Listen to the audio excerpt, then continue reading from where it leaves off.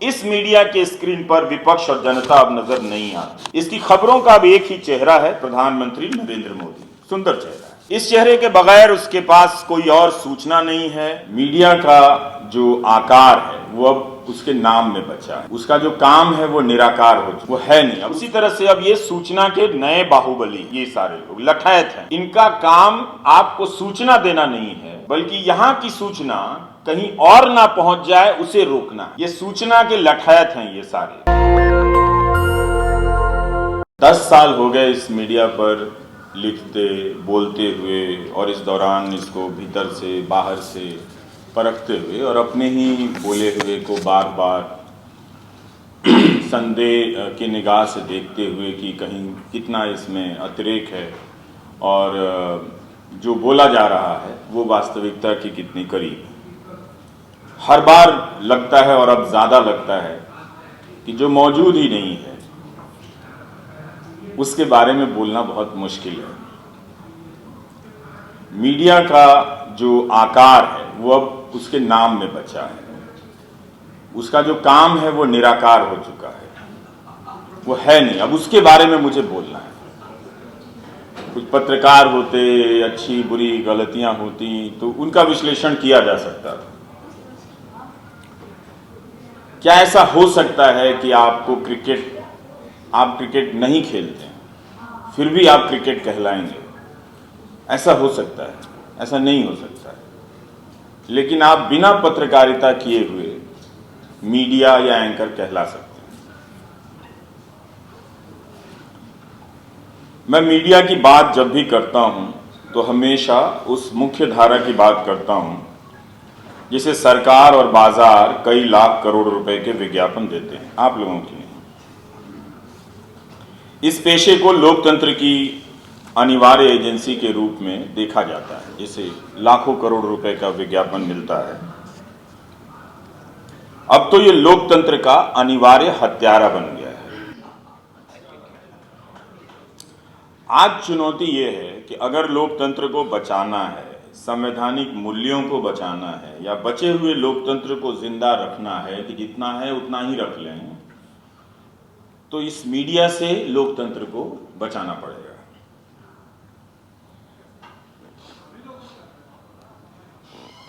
इस दौरान 10 साल, जो 2014 जिसके बारे में प्रधानमंत्री जी ने कहा कि वो तारीख नहीं है, बदलाव का एक युग है। जो अपने पेशे में नहीं दिखी वो चीज है सपना। मुख्य धारा के भीतर काम करने वाले पत्रकारों के बीच अपने पेशे को लेकर कोई सपना नजर नहीं आता। जब मैं मिलता हूं लोगों से, और जब सपना नहीं है तो जाहिर है जज्बा भी नहीं होगा। पत्रकारिता का कोई भी मूल्य, कोई भी सपना संवैधानिक मूल्यों और लोकतांत्रिक मूल्यों के बगैर तो हो ही नहीं सकता। उनके भीतर का पत्रकार होने, अच्छा पत्रकार होने की होड़ या सपना, अब सब कुछ खत्म हो चुका है और सबने तरह तरह के बहाने ओढ़ लिए हैं।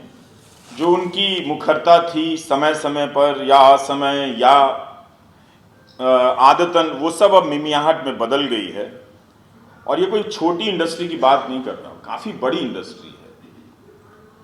हजारों की संख्या में लोग इसमें काम करते हैं। काम करने के लिए हजारों की संख्या में लोग पत्रकारिता की पढ़ाई करते हैं, और इन सब की संख्या मिला दें तो ठीक ठाक एक संख्या बन जाती है। फिर भी पत्रकारिता को लेकर इनके बीच कोई सपना नजर नहीं आता मुझे। ऐसा होना चाहिए जैसे कोई बल्लेबाज सोचता होगा कि हमारी बल्लेबाजी या गेंदबाजी इस तरह की होनी चाहिए, गेंद की रफ्तार ऐसी होनी चाहिए, उसका स्विंग ऐसा होना चाहिए। इस तरह का सपना मुझे इस पेशे से जुड़े हुए लोग, पढ़ने वाले लोगों में नजर नहीं आता है। हो सकता है मेरे देखने में कोई कमी हो, और कोई बहस नहीं, कोई आग नहीं। कई बार सोचता हूं कि ये जो छात्र यूनिवर्सिटी जा रहे हैं पत्रकारिता की पढ़ाई करने के लिए, जब पत्रकारिता ही नहीं बची है किस लिए जा रहे हैं? जब पेशा ही खत्म हो गया है तो सिलेबस में उस पेशे के बारे में पढ़कर अब वो क्या करेंगे?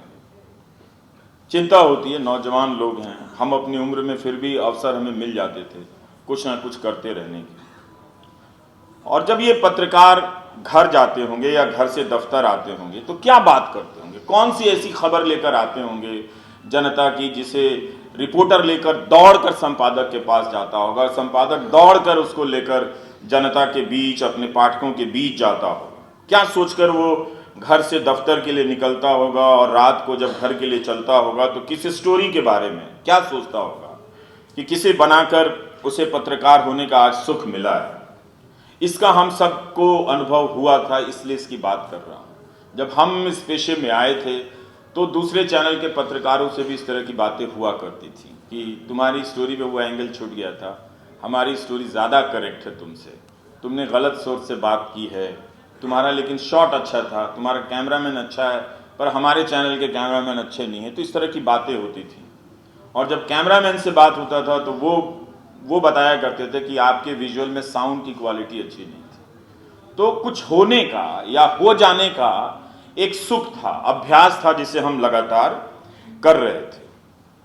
अब ये सुख समाप्त हो गया और समाप्त किया मीडिया ने ही, पत्रकारों ने मिलकर और इसके मालिकों ने। जिस मीडिया में सपना ही ना हो, जिसके भीतर अपनी रिपोर्ट को लेकर किसी तरह की प्रतिस्पर्धा ना हो, वह कुछ भी हो, कारोबार नहीं हो सकता है।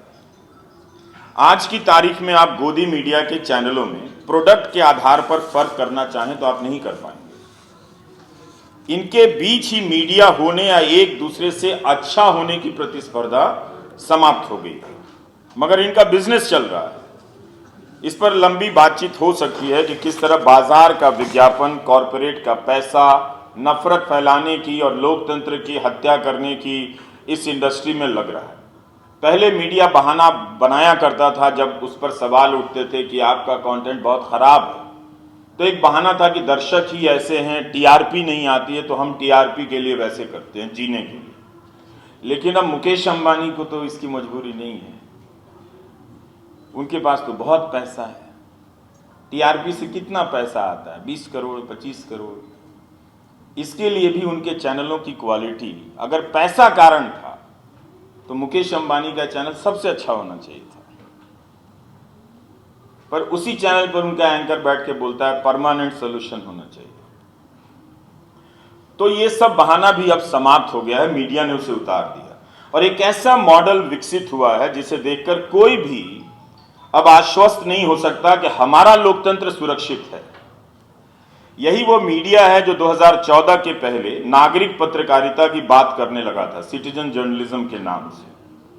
नागरिकों की तरफ से सवाल पूछकर उन्हें सशक्त बना रहा था और बीच बीच में भटक भी जाता था, भूत प्रेत करने लगता था और फिर अपने काम पर लौट भी आता था कई बार, क्योंकि जनता के बीच ऐसा कुछ घट जाता था कि उसे लगता था कि उसके होने की तमाम जिम्मेदारियों में, तमाम भटकनों के बावजूद एक जिम्मेदारी है कि उसके बीच जाना है, क्योंकि जनता के बीच किसी तरह की सक्रियता नजर आती है। और इसीलिए आंदोलनों के बीच कई बार टेलीविजन चैनल स्टूडियो बनाने लगे और लाइव वहां से रिकॉर्डिंग होने लगी। जनता के बीच खड़े होकर वहां कुर्सी लगा दी गई और एक नया तरह का स्पेस बन रहा था। तो वो अक्सर वो जाता था क्यों जनता के पास? वो इसलिए जाता था कि वो अपने होने की शक्ति उसी से ग्रहण करता था कि ये हमारी ताकत है, ये हमारे पाठक हैं, ये हमारे दर्शक हैं। 2014 के बाद से मीडिया ने अपनी शक्ति के उस स्रोत को बदल लिया, वो सोर्स ही खत्म कर दिया कि हमें जनता से शक्ति नहीं लेनी है।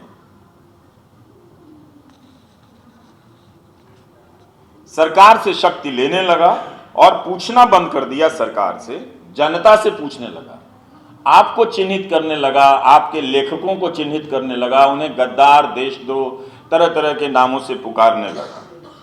वो एक तरह से जैसे चुनावों के समय पहले बाहुबली हुआ करते थे, उसी तरह से अब ये सूचना के नए बाहुबली हैं। ये सारे लोग लठायत हैं, इनका काम आपको सूचना देना नहीं है, बल्कि यहां की सूचना कहीं और ना पहुंच जाए उसे रोकना है। ये सूचना के लठायत हैं ये सारे जो अभी आए हैं। ज्यादा अच्छा शब्द गुंडा लगता है, लेकिन ठीक नहीं लगता है, क्योंकि गुंडो वो कहीं और भी उसके कई सारे अर्थ निकल आते हैं उसके। तो इसीलिए आप देखेंगे कि वो जनता को धमकाता है। यहीं पे जब ओलंपिक पदक विजेता महिलाएं प्रदर्शन कर रही थी कहा करती थी कि हमारा इंटरव्यू लेने तो बहुत लोग आते हैं, पर दिखता कहीं नहीं है, उन्हें नहीं दिखाया गया। और जब किसान आंदोलन करने गए तो बिना जाने पड़ताल किए मीडिया ने झट से उन्हें आतंकवादी कह दिया। यह कभी नहीं हुआ। जिन्हें अन्नदाता कहा जाता था, पता नहीं किसानों के लिए कितनी अलंकृत शब्दावलियां विकसित कर दी गई थी कि ये हैं वो हैं, उन्हें एक झटके में आतंकवादी कह दिया गया, आंदोलन जीवी कह दिया गया। तो उन्होंने साफ कर दिया कि अब हमें इनसे अपनी शक्ति नहीं चाहिए।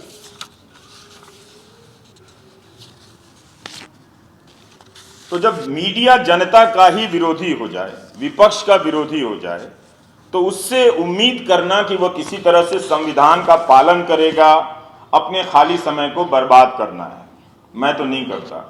लोकतंत्र विरोधी होने के लिए जरूरी था कि मीडिया जनता और विपक्ष दोनों को बाहर कर दे अपनी परिभाषा से, और अपने काम से उसने कर दिया। इसलिए 2014 सिर्फ तारीख नहीं है, बदलाव का युग है। इसके बाद एक चीज की और जरूरत थी, सूचना को बाहर कर देने की। वो काम भी बहुत आसानी से किया गया। कितनी खबरें आपको मंत्रालयों या खोज कर लाई गई हैं, आप जब अखबारों को पलटेंगे तो ऐसी खबरें या इस तरह की खबर कर लाने वाले पत्रकारों की पहचान या नाम अब आपको याद नहीं आएगा। खासकर जिस गोदी मीडिया, मेन स्ट्रीम मीडिया की मैं बात कर रहा हूं, और उन्हीं की बात कर रहा हूं। यहां तक कि जब झूठ का हमला हुआ तो मीडिया ने झूठ से लड़ाई नहीं की, दोस्ती करी। और इस लड़ाई को लड़ा कौन? बाहर के लोग। ऑल्ट न्यूज, बूम लाइव, इन सबको आउटसोर्स कर दिया गया कि जो फेक न्यूज है इसका खंडन करना, इसको बताने का काम हम नहीं करेंगे। क्यों? क्योंकि फेक न्यूज जो है दरअसल वही सरकारी न्यूज था, वो पॉलिटिकल न्यूज था। तो अगर आप उस पॉलिटिकल फेक न्यूज का खंडन करते तो आप उसकी निगाह में आ जाएंगे। सबका मालिक एक है। तो इसलिए ऑल्ट न्यूज और बूम लाइव ने यह जिम्मेदारी उठाई, आउटसोर्स हो गया। ये छोटे छोटे संगठन मीडिया और सरकार के झूठ को अब फर्क करना बहुत मुश्किल है कि ये फेक न्यूज किसका है, सरकार का है या मीडिया का है, सरकार के लिए है या मीडिया के द्वारा फैलाया गया फेक न्यूज है। तो ये लोग अब लड़ रहे हैं। यह गोदी मीडिया भी अपने आप में सरकार का एक तरह से झूठ है। तो इसलिए जब आप मोहम्मद जुबैर की टाइमलाइन पर जाएंगे तो कमाल का काम मिलेगा। यह अकेला नौजवान सिर्फ भारत के फेक न्यूज की बात नहीं, इसराइल के समर्थन में जिस तरह के फेक न्यूज मटेरियल का इस्तेमाल होता है और जिस तरह से वो पर्दाफाश करता है, वो कमाल की बात है। तो ये सपना, ये करने का सपना मीडिया के भीतर के लोगों का होना चाहिए था, पर उसका नहीं है। जो हर 30 तारीख को ट्विटर पर अनाउंस करता है कि मुझे इतने पैसे की जरूरत है, अभी 1 लाख ही आए हैं, आप कुछ और पैसे दे दें। लेकिन विज्ञापन, और आप सब पैसा दे रहे हैं अखबार को, वो बंद कर दीजिए। आज से वो पैसा मुझे भेज दीजिए, मैं अच्छे अच्छे शर्ट खरीद के आपको तस्वीरें भेज दूंगा कि आपके उस 250 रुपए से देखिए कोई तो खुश है इस देश में। तो वो बंद कर दीजिए, नहीं तकलीफ होगी लेकिन बंद कर दीजिए वो काम। और बहुत सोच समझ के बोलता हूं। तो आए दिन ये नौजवान, अब इसने, और हर दिन ये जो समाचार एजेंसी है ANI, इसके न्यूज को वो कितनी बारीकी से पकड़ता है। कई बार इस तरह से पकड़ता है कि डिलीट करना पड़ जाता है ANI को अपने ट्वीट से। हर समय वो पर्दाफाश करता है। तो वो लगातार, तो पता है कि हर समय में मीडिया के भीतर एक विषय बनता है और उस विषय के हिसाब से जो योग्य पारंगत लोग होते हैं वो ले आए जाते हैं कहीं से, लेकिन कहीं नहीं है। क्योंकि सारे अखबार के मालिकों को, चैनल के मालिकों को पता है कि जो फेक न्यूज है, जो व्हाट्सएप यूनिवर्सिटी का प्रोपेगेंडा है, वो साहब का है, आप उस पर हाथ मत डालो। ये काम करना आपका नहीं है, बल्कि हो सके तो उसी में से लेके कुछ अपनी शाम का डिबेट निकाल लो। तो आज मीडिया के झूठ से लड़ने के लिए एक मीडिया चाहिए, अपने दम पर आपको ही खड़ा करने की जरूरत है। इसीलिए कहा कि जो मौजूद नहीं है, जिसका अस्तित्व नहीं है, जो भारत में है ही नहीं, उस मीडिया पर बोलना कितना मुश्किल है। गोदी मीडिया के पत्रकारों ने अपने भीतर के पत्रकार की पहले हत्या की। ये बहुत जरूरी था कि पहले अपनी संवेदनाओं को, अपने पेशेवर क्षमता को, कौशल को वो मारें, तभी वो काम कर सकते थे। अब वो काफी दूर निकल आए हैं। हम सबको पत्रकारिता में पढ़ाया गया कि कुछ नहीं तो 5 W याद रखना, who, what, when, why, where. अब इसकी जगह एक ही W है, व्हाट अबाउटरी का। उसी से ये काम चलाते रहते हैं। तो इसकी आड़ में वो अपने झूठ को सच साबित करता है और इसने खुद को खबरों से, सूचनाओं से विहीन कर लिया है। लोकतंत्र को जनता और विपक्ष से विहीन कर दिया है। इस मीडिया के स्क्रीन पर विपक्ष और जनता अब नजर नहीं आती है। इसकी खबरों का अब एक ही चेहरा है, प्रधानमंत्री नरेंद्र मोदी। सुंदर चेहरा है। इस चेहरे के बगैर उसके पास कोई और सूचना नहीं है। एक नई तरह की सूचना गढ़ी गई ताकि लोगों को पता न चले कि सूचना गायब है। इन 10 वर्षों में प्रधानमंत्री की लोकप्रियता अलग अलग राज्यों में घटती भी रही, बढ़ती भी रही, लेकिन उनके प्रति गोदी मीडिया एक समान से निरंतर निष्ठावान बना रहा, क्योंकि वह उनमें समाहित हो चुका है। वही उनके संपादक हैं, वही उनके समाचार हैं, वही उनके विचार हैं, वही उनके प्रचार हैं। आप सभी आचार हैं और बेकार हैं। इस मीडिया में आप मोदी, बीजेपी, आरएसएस, बजरंग दल सबके गुण देख सकते हैं, मगर विपक्ष को जब यह दिखाता है तो मरियल सा बताता है, उसका उपहास उड़ाता है, विपक्ष के सवालों को कभी जगह नहीं देगा, अदानी और पुलवामा को लेकर कभी सवाल नहीं करेगा। और इस तरह से दिखाता है कि वो दिखाई ना दे, उनका काम नजर ना आए, उन्हें जो भी समर्थन मिल रहा है उसे रिजेक्ट करता है। राहुल गांधी, आदित्य ठाकरे, तेजस्वी यादव, ये सब 50 के आसपास और उससे नीचे के नेता हैं उम्र के हिसाब से। तो ये नई पीढ़ी के नेता थे। इन्हें जोकर बनाकर पेश करेगा, इन्हें करप्ट बनाकर पेश करेगा। उस देश में जहां युवा नेताओं की बात होती है, वहां युवा इन युवा नेताओं को नहीं दिखाएगा, बल्कि 70 साल के नेता को युवाओं के नेता के रूप में लगातार पेश करता है। उनके काम करने के घंटे का प्रचार करेगा, उनसे सवाल नहीं करेगा। तो विकल्प की कल्पना से मुक्त यह गोदी मीडिया मोदी का संकल्प ले चुका है। वह उनकी पूजा भी करता है और अपने दर्शकों से उनकी पूजा भी कराता है। नेशनल दस्तक की आपसे गुजारिश है कि अगर इसको बचाना चाहते हैं तो नेशनल दस्तक को सब्सक्राइब करने के लिए रेड कलर के सब्सक्राइब बटन को दबाएं, फिर बेल आइकन की घंटी दबाएं। नेशनल दस्तक को बचाने के लिए बहुत जरूरी है कि हर खबर को शेयर करें, लाइक करें, कमेंट जरूर करें।